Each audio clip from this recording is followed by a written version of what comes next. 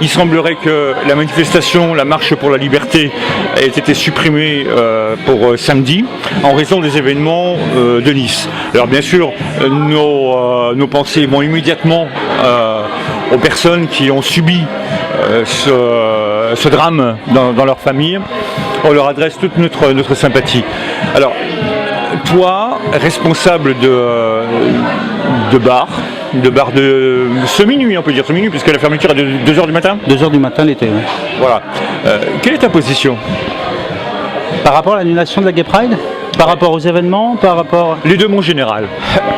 Les deux, mon général. Alors, par rapport aux événements, tout est malheureux, évidemment. Je pense que quand on vient regarder un feu d'artifice, on vient pas pour que ça se finisse comme ça. En plus, il y a des enfants. Donc, moi, il y a une phrase que j'ai retenue aujourd'hui, c'est ils sont venus voir le ciel et ils l'ont rejoint. Je trouve ça tellement vrai, tellement choquant, tellement... Enfin, voilà. Pourvu que ça n'arrive plus, le problème, c'est qu'on est dans un monde où ça arrivera encore. C'est répétitif, hein, le problème, ce genre de choses. Ouais, c'est sûr. À plus, alors pour faire un lien avec ce qu'on va dire juste après, je pense que la communauté gay, pour le coup, a été touchée il n'y a pas très longtemps aux États-Unis. Est-ce à dire que ça serait arrivé demain? Je sais pas. Bon, moi, je suis pas un spécialiste du vivre dans la peur. Je suis même plutôt un provocateur. Donc voilà. Je suis très embêté avec tout ça. La position qui a été prise, elle est à la fois sage, à la fois on donne raison aussi aux gens qui font ce genre de drame et qui malheureusement ont envie de nous faire peur. Donc qu'est-ce qu'on fait avec tout ça? Je sais pas. Est-ce qu'on n'est pas en train de déclencher les dominos les uns derrière les autres et qu'au bout du compte, eh bien, créer une situation qui ne peut être que prolifique à certains?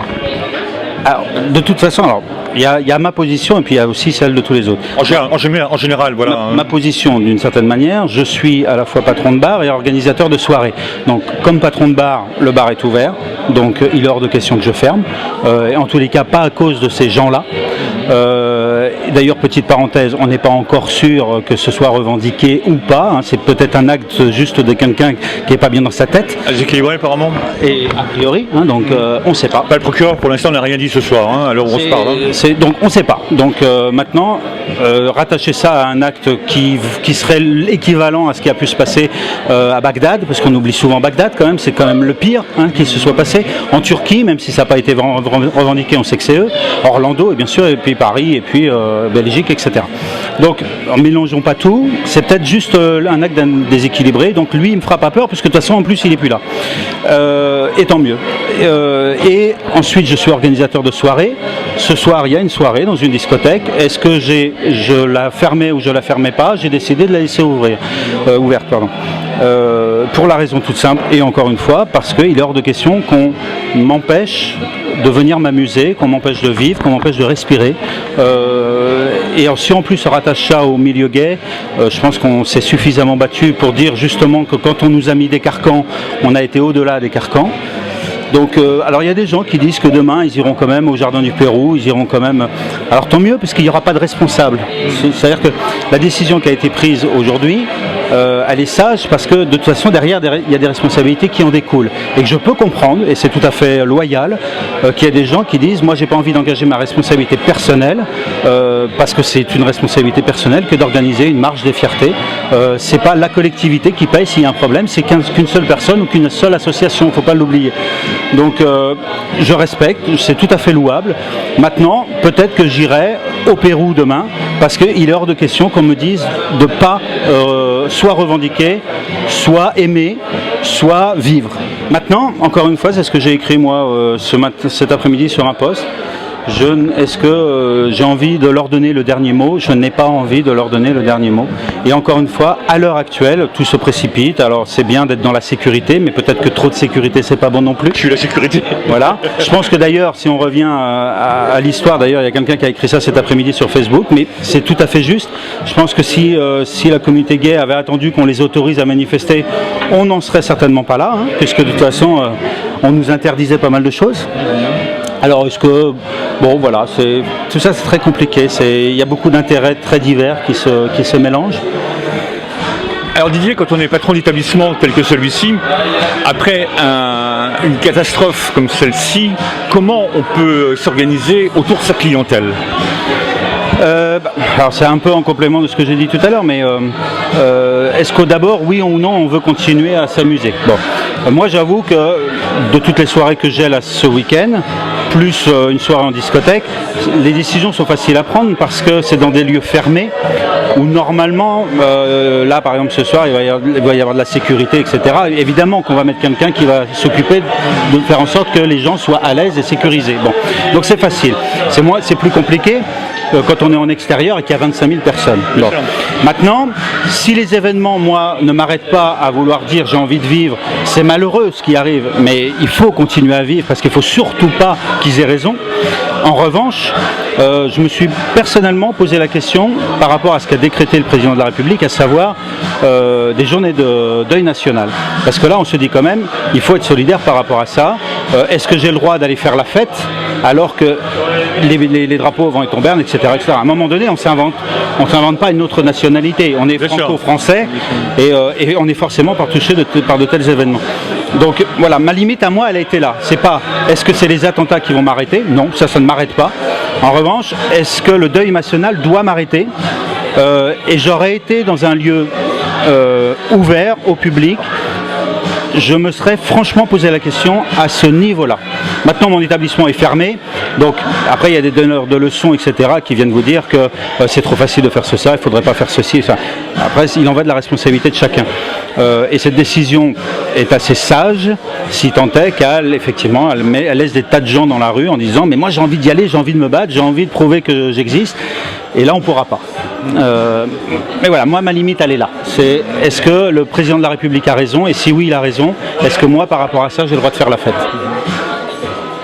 Donc là, pas de. En fait, on est sur la lame du rasoir. On est juste au milieu. On ne sait pas. Mais oui, forcément, parce que. En fait, c'est le public qui décide, en fait. Hein. Et je pense que c'est au public à décider. Maintenant, je peux comprendre que quand on a des grosses structures, des grosses organisations comme celle qu'il y a pour une Gay Pride, par exemple, où là, on attend des milliers de gens, on fait venir des stars. Je pense que la décision n'est pas facile. Annuler un zénith quand on sait qu'il va y avoir 5000 personnes qui doivent arriver, annuler une Gay Pride quand il y a 25 000 personnes qui ont déjà pris des billets de train, des billets d'avion, etc. C'est pas facile, bien sûr que c'est pas facile. En plus, indépendamment des convictions qu'on peut avoir, qui sont militantes, et cette envie d'en découdre avec, on va faire la fête, on va montrer qu'on existe, on a encore des revendications. Les Gay Pride, ça sert aussi à ça. C'est pas que festif, c'est aussi parfois politique, très politique. Donc oui, on est sur le fil du rasoir, et toute décision qui a été prise là, elle est respectable, même si, franchement, personnellement, j'aurais peut-être été faire la fête quand même. Mais voilà, alors tout se comprend. Tout se comprend. Voilà, et je rebondis un petit peu sur ton propos parce que cet après-midi, j'ai lu quelques sur Internet, bien sûr. Alors sur Internet, on trouve tout et son contraire. On est bien d'accord. Ouais. Voilà, et quelques propos de personnes qui étaient franchement énervées que la Gay Pride ait été annulée, et ils ont mis en cause le président mais c'est facile. de LGBT. Hein. C'est facile quand on n'engage pas sa responsabilité personnelle. Demain. Voilà, parce qu'il faut expliquer. Mais oui. C'est sa responsabilité qui est engagée auprès de la préfecture. Et responsabilité pénale. Je veux dire, si jamais il devait y avoir même des accidents ou des erreurs graves sur le tracé, etc., c'est Vincent Autain qui va en prison. Donc, c'est facile de dire de l'extérieur, tranquillement installé dans son canapé, moi, franchement, je l'aurais fait, c'est cool, et puis toi, je t'aime pas parce que tu as annulé la fête que je voulais faire. Alors, les mauvaises langues te diront, oui, mais alors, dans ce cas, quand les syndicats manifestent, eux n'ont pas de responsabilité engagée pour l'instant. Hein. Mais c'est bien ce que je suis en train de dire. Voilà. Je suis le premier à dire que moi, je l'aurais fait. Voilà. Vincent ne le fait pas, et il a raison, puisque, de toute façon, il a forcément raison, puisque c'est lui qui est responsable derrière. J'aurais été responsable, quelle aurait été ma décision ? C'est facile d'expliquer aux autres de faire ou pas faire, quand on n'engage pas personnellement à la fois ses convictions et sa responsabilité. Maintenant, bah oui, je l'aurais fait, et lui, il ne l'a pas fait. Bon, bah voilà, je suis comme certains autres qui sont déçus que ça n'a pas lieu, et en même temps, je comprends parfaitement que ça ne se fasse pas. Tout est justifié. À partir du moment, si l'État disait à M. Autain, écoutez, on va le faire, on vous soutient, parce que c'est important qu'il y ait une Gay Pride, surtout que c'est la deuxième de France, on vous soutient, et s'il y a des échauffourées, vous inquiétez pas, votre responsabilité, elle n'est pas engagée. Il l'aurait fait, bien Eh sûr. bien certainement qu'il l'aurait fait, mais évidemment qu'il l'aurait fait. Donc celui qui critique dans son fauteuil, qu'il prenne cette responsabilité-là. On verra quelle décision il prendra. Moi, j'ai décidé de continuer de m'amuser. Voilà. C'était le mot de Didier. Et maintenant, si tu fais pas d'inconvénient, on va récupérer Cyriac parce que on va récupérer. Oui, oui, parce qu'on va parler justement un petit peu fête avec Cyriac. Hein, c'est bien. Voilà, on a fait le point statut, juridico, commerciaux, mais lui, on va parler. Voilà. T'as tout le monde.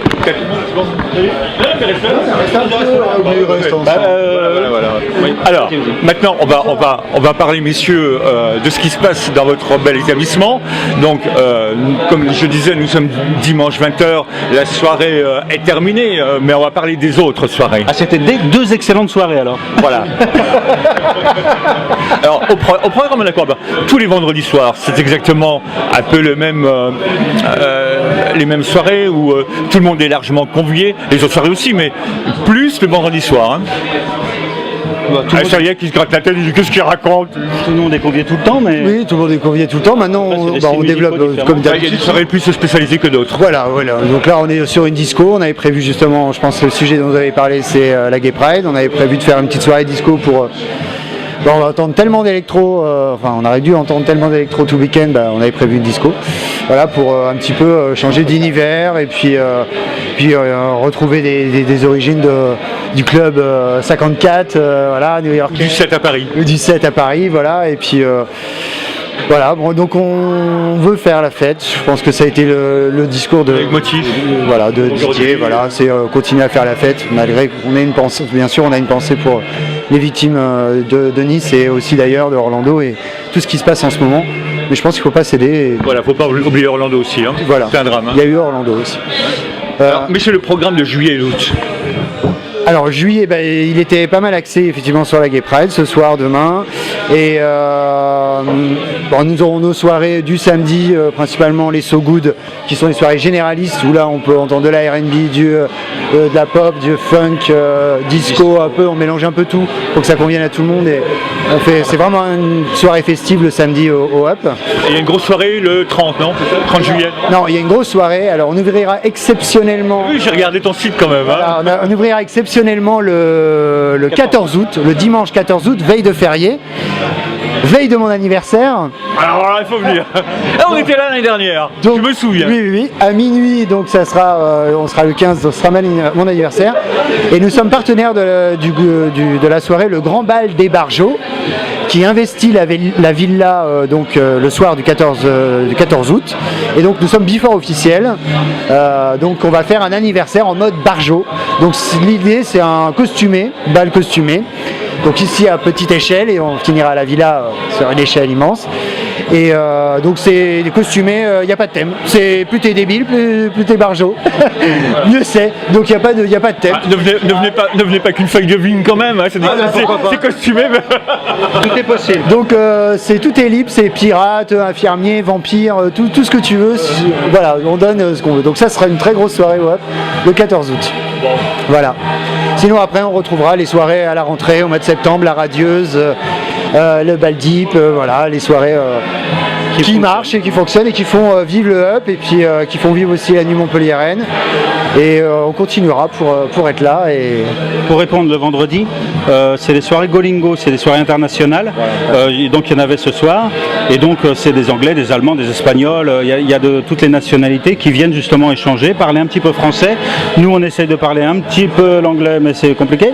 Mais sinon voilà. Et c'est Golingo, ça marche plutôt bien et du coup ça donne un aspect international aussi au bar. Et en soi, c'est pas une mauvaise chose. Ouais, pour y être venu plusieurs fois, c'est clair qu'on s'amuse bien. Et puis c'est polyglotte, hein. Hein, complètement. voilà. Si vous voulez apprendre l'anglais, l'allemand, l'espagnol, le russe, voilà, on vient ici. Ce soir, il y avait on apprend vite ici. Ce soir, il y avait des Danois, des Italiens, voilà, des Espagnols. Ça c'est le vendredi. Ça c'est le vendredi. Voilà. À partir de 20h. Et la musique est arrêtée. Voilà. Et il n'y a plus personne qui... Ah non, elle n'est pas arrêtée. Bon, d'accord. On se soucie de la musique quand même. Voilà. Voilà. Bon. quand vous venez, quand vous venez, les amis internautes, quand vous venez au Up, on rappelle l'adresse, c'est 5 rue de Gironne, 5 rue de Gironne, derrière le marché aux fleurs. pas très loin de la préfecture. Hein, voilà. Et puis vous demandez Cyriac ou Didier. Hein, vous leur dites coucou, on vient de la part de Montpellier Noudet, vous allez voir, vous serez peut-être encore mieux reçus. Hein. Non mais oui, mais je connais votre talent les garçons. Hein. Voilà. C'est pour la musique et moi c'est pour les boissons. Donc, on se retrouve très bientôt pour probablement un live cette fois-ci. Joël est passé nous voir avec Joss et Sans problème, on n'avait pas que la même maison. On n'est pas habillé comme ça tous les jours non plus. Non. Au revoir les internautes, bye.